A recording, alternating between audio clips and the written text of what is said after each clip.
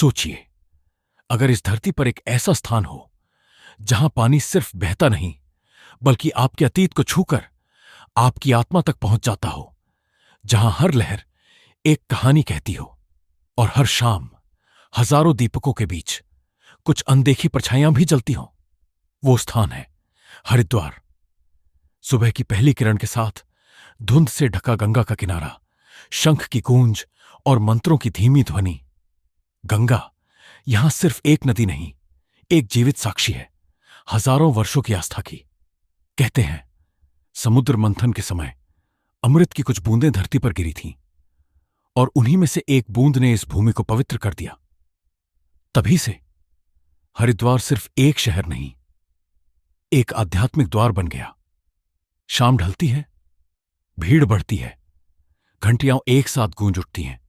हर की पौड़ी, जहां मान्यता है कि स्वयं भगवान विष्णु के चरण पड़े थे।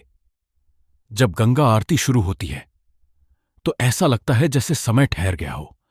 हजारों दीपक एक साथ लहराते हैं और गंगा की सतह पर तैरती रोशनी मानो सितारों का आकाश धरती पर उतर आया हो। लेकिन सवाल है, क्या यह सिर्फ एक परंपरा है या कोई अदृश्य शक्ति जो हर आत्मा को यहां खींच लाती है?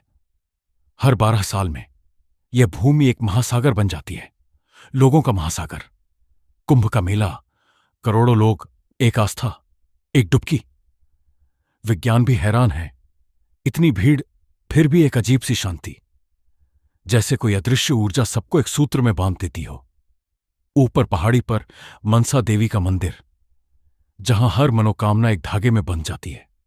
लोग विश्वास लेकर आते हैं और उम्मीद लेकर लौटते हैं। कहते हैं यहां मांगी गई सच्ची प्रार्थना कभी अनसुनी नहीं जाती।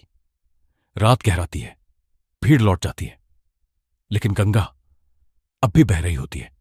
शहर सो जाता है, पर हरिद्वार नहीं सोता। हवा में एक अजीब सी शांति, जैसे कोई अदृश्य उपस्थिति अब भी तट पर बैठी हो, मोक्ष की प्रतीक्षा में। हरिद्वार सिर्फ एक स्थान नहीं, एक अनुभव है, एक ऐसा द्वार जो हरि तक भी जाता है और आपके भीतर छिपे सत्य तक भी। यहां गंगा सिर्फ शरीर को नहीं, आत्मा को छूती है। और शायद इसीलिए जो एक बार यहां आता है वो पहले जैसा कभी नहीं रहता। जब अगली बार आप पानी की आवाज सुने तो ध्यान से सुनिएगा। हो सकता है वो आपको भी पुकार रही हो, क्योंकि हरिद्वार में गंगा आज भी बह रही है और उसका रहस्य आज भी जीवित है।